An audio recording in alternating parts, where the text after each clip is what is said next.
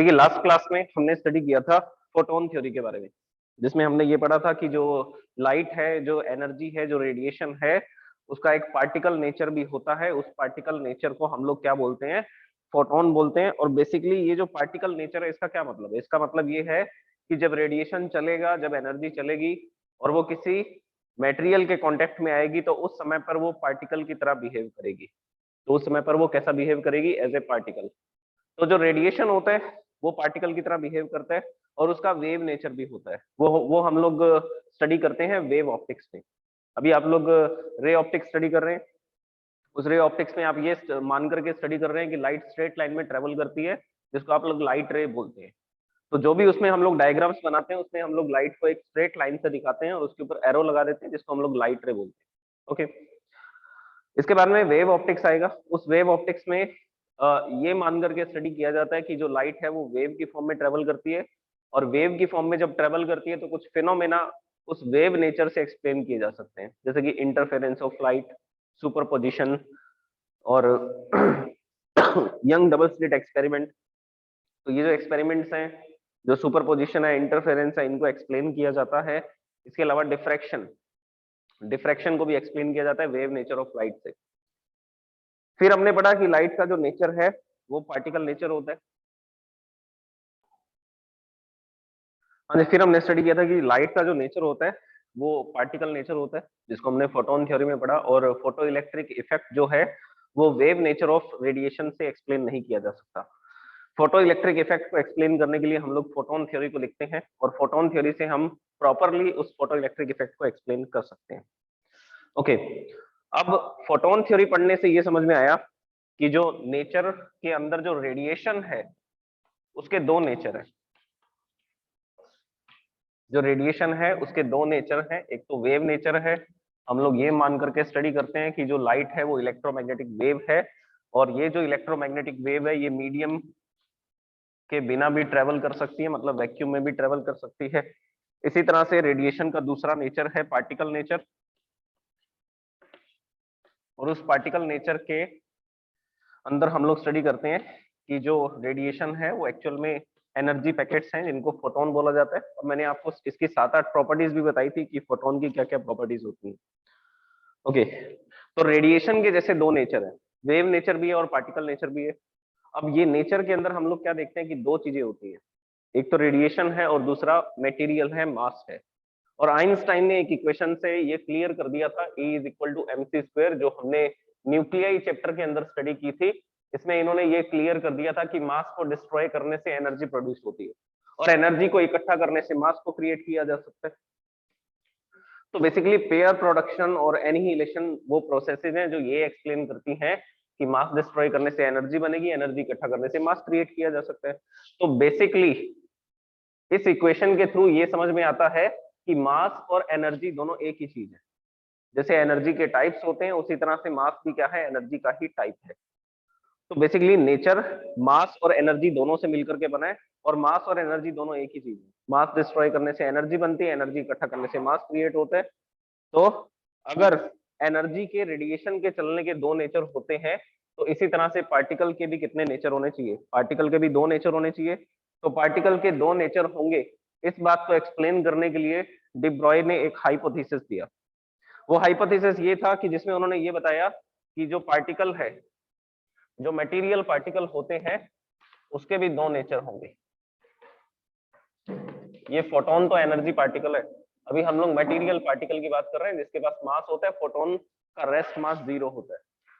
तो material particle के दो नेचर है। हम जो स्टडी करते हैं वो कौन सा नेचर स्टडी करते हैं? वो पार्टिकल नेचर स्टडी करते हैं।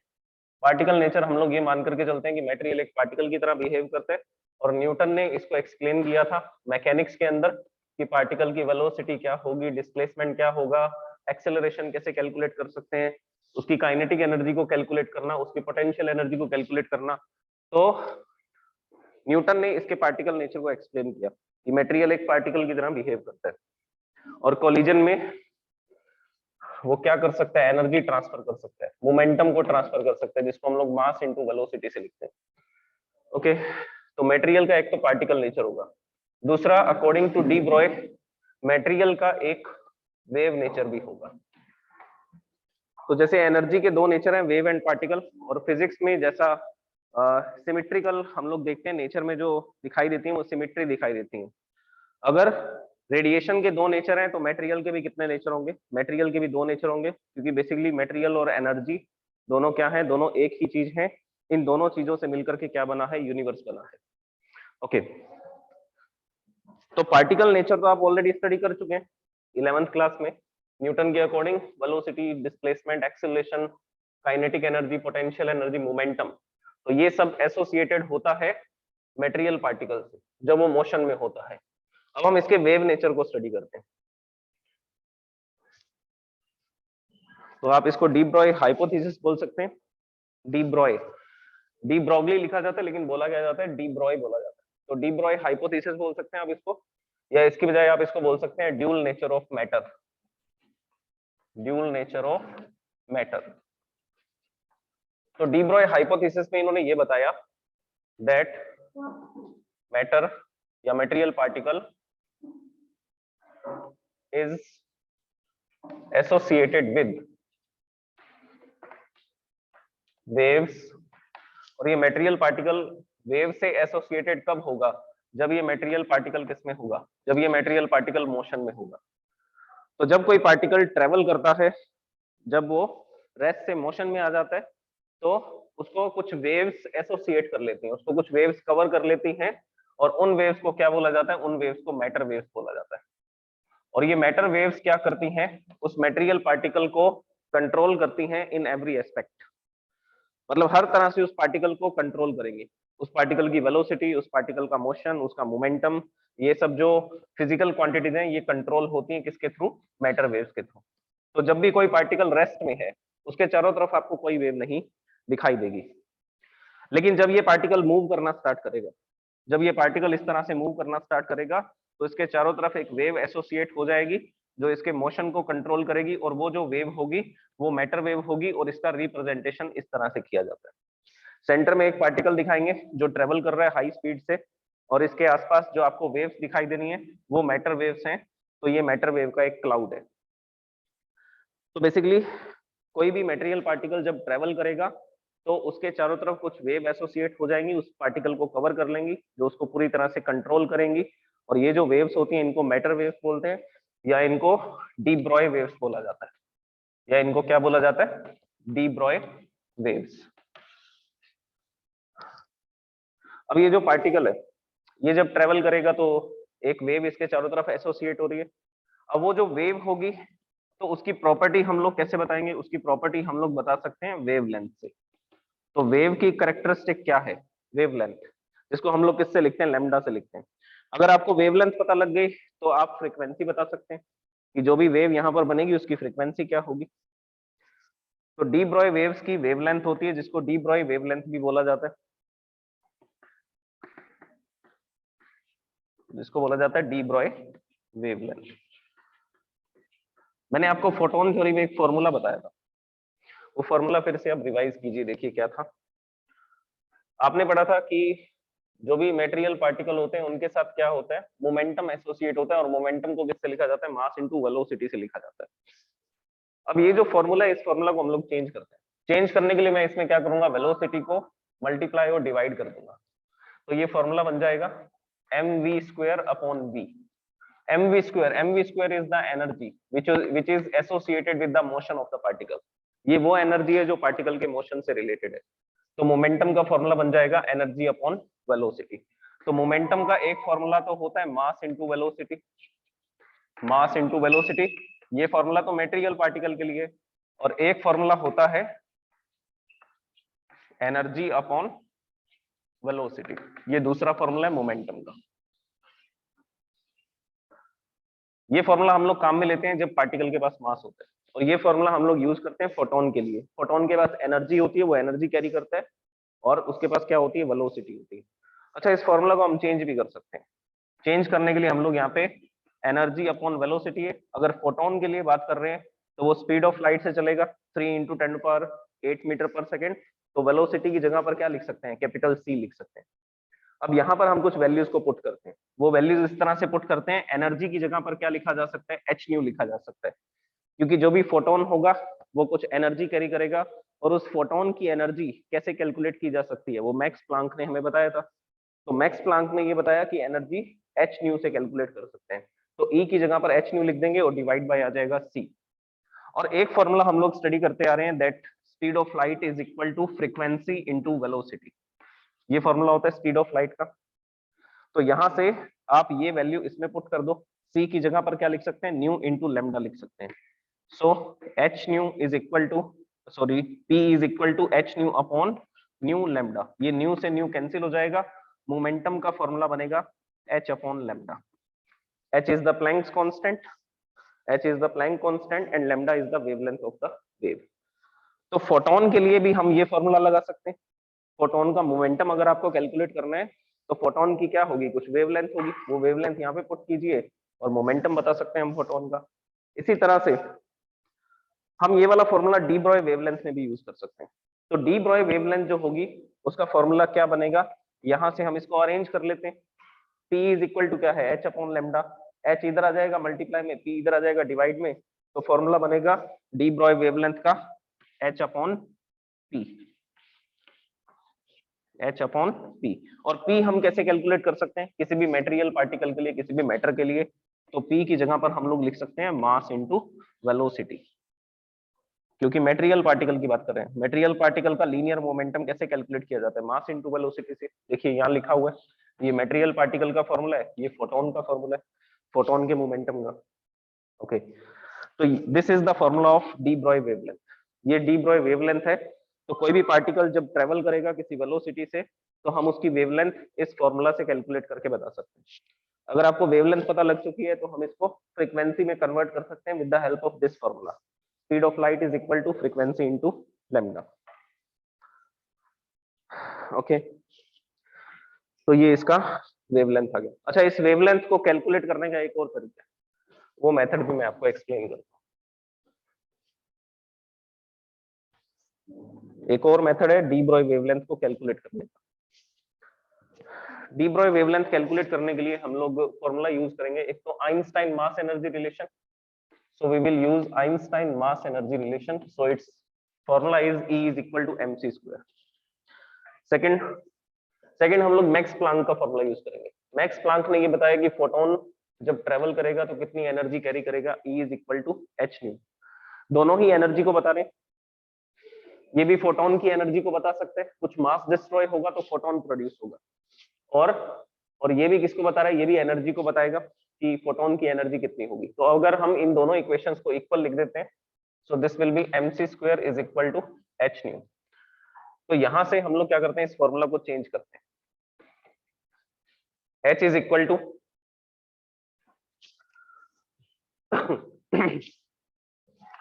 mc square. देखो यहाँ पे मोमेंटम लेकर के आते हैं। मोमेंटम का फॉर्मूला क्या होता है, मोमेंटम का फॉर्मूला होता है मास इंटू वेलोसिटी।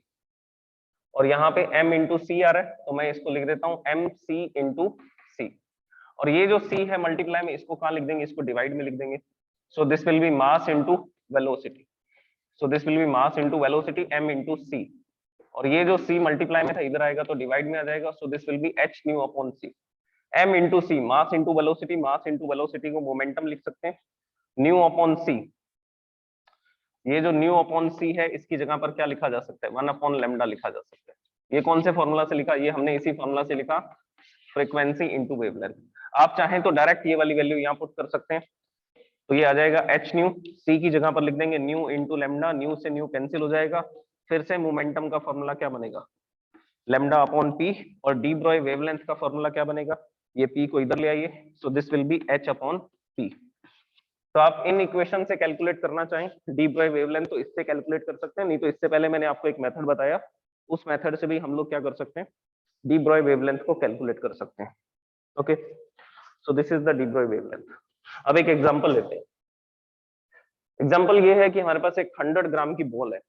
वो 100 ग्राम की बॉल को हम लोग थ्रो कर रहे हैं 10 मीटर पर सेकंड से। तो उसकी वेवलेंथ आपको बतानी है कि जब वो बॉल ट्रेवल करेगी तो उसके आसपास जो मैटर वेव्स बनेंगी, वो मैटर वेव्स की वेवलेंथ क्या होगी। So we are considering a ball which is having mass 100 gram. 100 gram का मतलब है 0.01 kilogram. This is the mass of the ball and it is travelling with the speed of 10 metre per second. ये 10 metre per second से travel कर रही है। तो इसकी वेवलेंथ कैलकुलेट करते हैं। वेवलेंथ कैलकुलेट करने के लिए हम लोग यहाँ फॉर्मूला लगाएंगे, lambda is equal to h upon P. h is the Planck's constant 6.62 into 10 to the power minus 34 joule second. Momentum होता है mass into velocity, mass into velocity. Mass है 0.1 किलोग्राम और वेलोसिटी कितनी है, वेलोसिटी 10 है। तो ये 10 इंटू 0.1 करोगे ये तो 1 हो जाएगा। So next statement will be 6.62 into 10 to the power minus 34 divide by 1. So the wavelength of the wave which is associated with the 100 gram ball which is moving with 10 meter per second is 6.62 into 10 to the power minus 34 meters. तो ये इसकी आ गई wavelength. अब ये wavelength जो है वो बहुत कम है, 10 to the power minus 34। 10 to the power minus 34 मतलब कि बहुत स्मॉल वेवलेंथ है। अगर आप इसको फ्रीक्वेंसी में कन्वर्ट करना चाहें तो फ्रीक्वेंसी में भी कन्वर्ट कर सकते हैं। वो फॉर्मूला मैंने आपको क्या बताया, velocity is equal to frequency into wavelength. Velocity is equal to frequency into wavelength. ये बॉल कितनी स्पीड से ट्रेवल कर रही है, 10 मीटर पर सेकेंड से। फ्रीक्वेंसी हमें कैलकुलेट करनी है और वेवलेंथ कितनी है, वेवलेंथ है 6.62 into 10 to the power minus 34। तो ये पूरी क्वांटिटी मल्टीप्लाई में इधर आएगा तो डिवाइड में आ जाएगा। So the frequency will be 10 upon 6.62 into 10 to the power minus 34। ये 10 to the power minus 34 upstairs में ले आओ। So 10 into 10 to the power 34 this will be 10 to the power 35 hertz. ये 1 अपॉन 6.62 को नेग्लिजिबल कर देते हैं, हम सिर्फ पावर का डिस्कशन करते हैं, अप्रोक्सीमेशन कैलकुलेट करते हैं। तो यहाँ पर ये 10 टू द पावर माइनस 34 को अपस्टेयर्स में लिखेंगे तो ये प्लस में हो जाएगा। तो 10 to the power 34 into 10 to the power 35। तो अगर 100 ग्राम की बॉल को हम 10 मीटर पर सेकेंड से थ्रो करते हैं तो उसके चारों तरफ जो वेव एसोसिएटेड होगी जिसको हम लोग मैटर वेव बोलेंगे, उसकी फ्रीक्वेंसी कितनी होगी, उसकी फ्रीक्वेंसी होगी 10 to the power 35 hertz, which is very high frequency. और इतनी हाई फ्रीक्वेंसी होगी कि हमें लगेगा कि पार्टिकल कैसा ट्रेवल कर रहा है, स्ट्रेट लाइन में ही ट्रेवल कर रहा है, लेकिन एक्चुअल में किस फॉर्म में ट्रेवल करता है, एक्चुअल में वो वेव की फॉर्म में ट्रेवल करता है। फ्रीक्वेंसी काफी ज्यादा है तो हम उसको ऑब्जर्व नहीं कर सकते। सो this is the matter wave. तो इस तरह से हम लोग मैटर वेव की वेवलेंथ को बता सकते हैं। अच्छा, हाइजेनबर्ग ने एक प्रिंसिपल दिया था इसके बेसिस पे, हाइजेनबर्ग अनसर्टेनिटी प्रिंसिपल। उसमें उन्होंने ये बताया था कि जो इलेक्ट्रॉन होता है किसी भी एटम के अंदर, उसकी जो पोजीशन है और उसका जो मोमेंटम है, दोनों में अनसर्टेनिटी होती है। वो अनसर्टेनिटी क्यों है, उसका कारण ये है कि जब हम हाइड्रोजन एटम की बात करते हैं तो उसके चारों तरफ एक मैटर वेव का क्लाउड होता है। तो इस तरह से एटम के अंदर क्लियर कट ऑर्बिट नहीं होती है, उसके चारों तरफ एक मैटर वेव का क्लाउड होता है और उस मैटर वेव के क्लाउड के अंदर जो इलेक्ट्रॉन है वो इस तरह से वेव मोशन कर रहा होता है, वेव की फॉर्म में ट्रेवल करता है। तो अगर वो वेव की फॉर्म में ट्रेवल करेगा तो इलेक्ट्रॉन की जो पोजीशन है वो भी फिक्स नहीं होगी और उसका मोमेंटम जो है वो भी फिक्स नहीं होगा। तो इसके बेसिस पे हाइजेनबर्ग ने एक प्रिंसिपल दिया था जिसको बोला जाता है Heisenberg's uncertainty principle. Heisenberg uncertainty principle. और इस प्रिंसिपल के अकॉर्डिंग उन्होंने बताया that the position of the electron and momentum of the electron delta P X, this is the position, this is the momentum, it has uncertainty h cross upon 2। h cross क्या होता है, h cross की जगह पर हम लोग लिख सकते हैं h upon 2 pi। so this is the uncertainty which is in the position and momentum of the electron। तो जब एक इलेक्ट्रॉन किसी ऑर्बिट में ट्रेवल करेगा तो उस ऑर्बिट में इलेक्ट्रॉन जो है वो वेव की फॉर्म में ट्रेवल करेगा और ये इसके चारों तरफ मैटर वेव्स होंगी, उन मैटर वेव्स के अंदर कहीं पर क्या होगा, इलेक्ट्रॉन होगा। So this is the Heisenberg uncertainty principle, which is exactly given on the basis of de Broglie hypothesis, or you can say that dual nature of matter। तो हम लोग इलेक्ट्रॉन की भी क्या बता सकते हैं, वेवलेंथ बता सकते हैं कि वो इलेक्ट्रॉन जब इस एटम के अंदर ट्रेवल करेगा तो उसकी वेवलेंथ क्या होगी, किस फ्रीक्वेंसी से वो घूमता है। फ्रीक्वेंसी तो हमने कैलकुलेट की भी थी एटम चैप्टर के अंदर जब हमने पढ़ा था। तो इलेक्ट्रॉन के मोशन की फ्रीक्वेंसी भी बताई थी आपको कि 1 सेकंड में वो कितने रिवोल्यूशन कर देगा फर्स्ट ऑर्बिट के अंदर।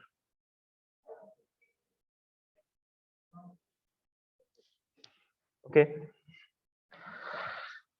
अच्छा, अब इसके बेसिस पे हम लोग नेक्स्ट टॉपिक को स्टडी करते हैं।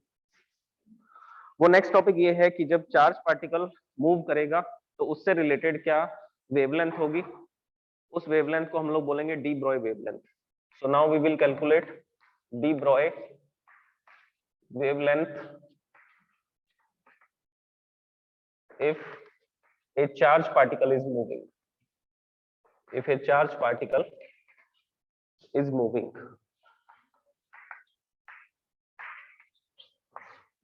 एक चार्ज पार्टिकल जब चलेगा तो उससे एसोसिएटेड जो मैटर वेव होगी, उस मैटर वेव की वेवलेंथ क्या होगी। तो इसको कैलकुलेट करने के लिए हम लोग वेवलेंथ का जनरल फॉर्मूला यूज करेंगे। वेवलेंथ का जनरल फॉर्मूला है lambda is equal to h upon P.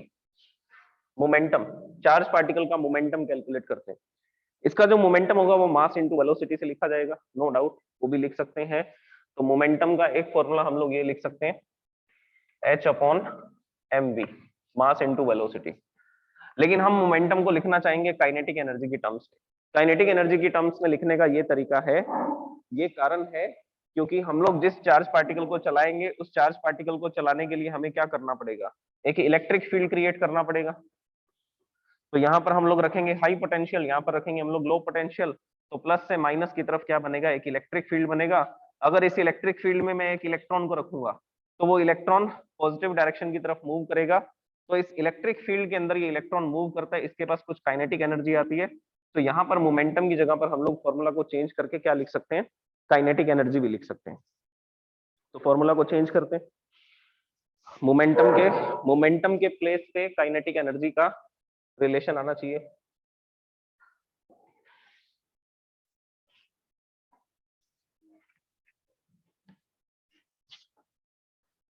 Okay, so first of all, this is momentum is equal to mass into velocity. Mass into velocity, इसको change करना है। Change करने के लिए हम इसमें मल्टीप्लाई बाय m और डिवाइड बाय m कर देते हैं, या हम लोग काइनेटिक एनर्जी का रिलेशन लेते हैं, उससे इसको कैलकुलेट करना थोड़ा इजी रहेगा। तो सबसे पहले हम लोग लिखते हैं काइनेटिक एनर्जी। काइनेटिक एनर्जी होता है हाफ mv², ये एवरेज काइनेटिक एनर्जी का फॉर्मूला है। अब इसमें हम लोग क्या करेंगे, मल्टीप्लाई बाय m और डिवाइड बाय m कर देंगे। अगर मल्टीप्लाई बाय m करोगे so this will be k is equal to 1/2m, 1/2m। Mass into mass, this will be m² and v²। ये m² इंटू v², इसके place पर क्या लिखा जा सकता है, इसके प्लेस पर मोमेंटम लिखा जा सकता है। तो हम लोग यहाँ पे क्या करेंगे, ये लिखा हुआ है mv², इस पूरे के प्लेस पे क्या लिख सकते हैं, p² लिख सकते हैं। तो यहाँ पे ये वैल्यू पुट करते हैं। जैसे ये वैल्यू पुट करेंगे, काइनेटिक एनर्जी का फॉर्मूला क्या बनेगा, 1/2m इंटू p²। तो m² v² की जगह पर क्या लिख देंगे, p² लिख देंगे। So the formula is k is equal to p² upon 2m। तो p की वैल्यू यहाँ से क्या आएगी, ये 2m मल्टीप्लाई में इधर आएगा तो ये डिवाइड में इधर आएगा तो मल्टीप्लाई में आ जाएगा। So this will be 2mk, ये आ जाएगा 2mk। इसके बाद में यहाँ पर ये स्क्वायर था, इस स्क्वायर को अगर हम हटाएंगे सो दिस विल बी √2mk। तो मोमेंटम के प्लेस पे क्या लिखा जा सकता है, √2mk। तो ये वैल्यू हम लोग इसमें पुट करते हैं। फिर से देख लीजिए कैसे कैलकुलेट किया। काइनेटिक एनर्जी का फॉर्मूला यूज करेंगे, हाफ mv² मल्टीप्लाई और डिवाइड कर देंगे m से। सो this will be m² v²। m² v² की जगह पर क्या लिख सकते हैं, p² लिख सकते हैं। तो ये वैल्यू यहाँ पुट कर दी हमने p²। ये 2m मल्टीप्लाई, ये डिवाइड में इधर आएगा तो मल्टीप्लाई में आ जाएगा, और दोनों तरफ स्क्वायर रूट करेंगे तो उस समय पे हो जाएगा √2mk। ओके, तो ये वैल्यू हम लोग उठा करके इसमें पुट कर देते हैं इस इक्वेशन में। जब इस इक्वेशन में पुट करेंगे तो मोमेंटम का, तो डी ब्रॉय वेवलेंथ का एक और फॉर्मूला बन जाएगा, that formula will be √2mk। So these are the general formulas which we will use in this chapter. तो ये इसके जनरल फॉर्मूलाज हैं डी ब्रॉय वेवलेंथ को कैलकुलेट करने के। अब इस फॉर्मूला को हम लोग यूज करते हैं एक इलेक्ट्रॉन के लिए, एक इलेक्ट्रॉन की डी ब्रॉय वेवलेंथ बताने के। So here I will write, sorry, de Broglie wavelength of an electron, of a moving electron. Electron को मूव कराना है तो इलेक्ट्रिक फील्ड लगाना पड़ेगा, तो फॉर्मूला को थोड़ा और चेंज करना पड़ेगा। So now we will calculate the de Broglie wavelength of electron. Electron की वेवलेंथ अगर आपको कैलकुलेट करनी है तो यहाँ लिखा जाएगा h upon under root 2m k। यहाँ पर इसकी काइनेटिक एनर्जी कैलकुलेट करनी है। काइनेटिक एनर्जी कैलकुलेट करने का क्या फॉर्मूला होगा कि हम इलेक्ट्रॉन पर कितना वर्क डन कर रहे हैं। जैसे मैंने यहाँ पर एक इलेक्ट्रिक फील्ड लगाया, ये प्लस प्लेट है और इसके सामने हमने लगा दी माइनस प्लेट। तो अगर एक इलेक्ट्रॉन यहाँ पर रखा होगा तो ये इलेक्ट्रिक फील्ड इस पर वर्क डन करेगा। कितना वर्क डन करेगा? तो आंसर है कि ये इस पर फोर्स लगाएगा, फोर्स लगा करके डिस्प्लेसमेंट करेगा। और ये वर्क डन हम लोग कैसे कैलकुलेट कर सकते हैं? ये वर्क डन को कैलकुलेट करने का फॉर्मूला है Q into V, charge into potential difference. इन दोनों प्लेट्स के बीच में कितना पोटेंशियल डिफरेंस है, जिसको हम लोग V से लिख रहे हैं। तो चार्ज के ऊपर जो वर्क डन किया जाता है उसको Q इंटू वी से लिखते हैं। और यहाँ पर चार्ज क्या है? यहाँ पर है चार्ज इलेक्ट्रॉन, तो Q की जगह पर E लिखा जाएगा और जितना भी यहाँ पर पोटेंशियल डिफरेंस अप्लाई कर रहे हैं उसको V से लिखेंगे, EV, electron into potential difference, charge of electron into potential difference. और ये जो वर्क डन है, यही वर्क डन तो क्या हो जाएगा? इलेक्ट्रॉन की काइनेटिक एनर्जी बन जाएगी। तो ये इलेक्ट्रिक फील्ड इस इलेक्ट्रॉन को अपनी तरफ, इलेक्ट्रिक फील्ड के अपोजिट डायरेक्शन में इलेक्ट्रॉन मूव करेगा, और ये इलेक्ट्रॉन जब मूव करेगा तो ये इलेक्ट्रिक फील्ड इस पर इतना वर्क डन करेगा, और जितना वर्क डन इस इलेक्ट्रिक फील्ड पर होगा उसी एनर्जी से ये इलेक्ट्रॉन क्या करेगा? मूव करेगा। तो के की जगह पर क्या लिख सकते हैं? ई इंटू वी लिख सकते हैं फॉर द इलेक्ट्रॉन। तो इलेक्ट्रॉन के लिए हमने यहाँ पे वैल्यू पुट की h upon under root 2m e into v. So this is the formula for de Broglie wavelength for an electron.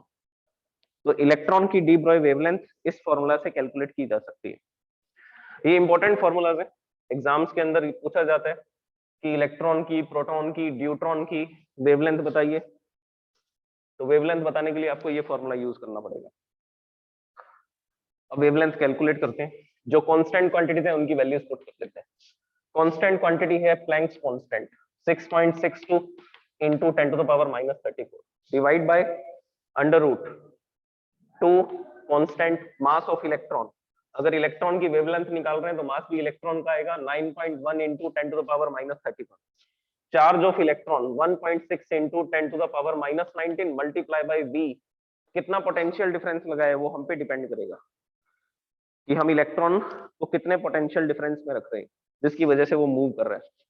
तो इन सब में ये सारी कांस्टेंट क्वांटिटीज की वैल्यूज को सॉल्व करेंगे। कांस्टेंट क्वांटिटीज की वैल्यू को सॉल्व करेंगे तो आंसर आएगा 1.227 divide by under root v. ये सारे नंबर्स को सॉल्व कर लिया हमने और डिवाइड बाय अंडर रूट क्या रह गया? अंडर रूट वी रह गया।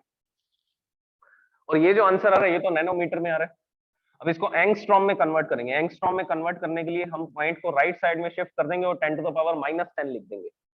ये जो आंसर आता है ये किस में आता है? 10 to the power minus 9 metre आता है। 10 to the power minus 9 metre को नैनोमीटर बोलते हैं। तो इसको किस में कन्वर्ट करेंगे? एंगस्ट्रॉम में। तो पॉइंट को राइट साइड में शिफ्ट करेंगे और पावर को एक कम कर देंगे। So this will be 12.27 divide by under root v and multiply by 10 to the power minus 10 metre. 10 to the power minus 10 metre को क्या लिख सकते हैं? 12.27 divide by under root v 10 to the power minus 10 metre को लिख सकते हैं angstrom. तो इलेक्ट्रॉन की जो वेवलेंथ है, डी ब्रॉय वेवलेंथ है, वो किसमें फाइंड की जाती है? एंगस्ट्रॉम में फाइंड की जाती है। So this is the calculation that how we can calculate the de Broglie wavelength of an moving electron. Okay, calculation सबको समझ आ चुकी है?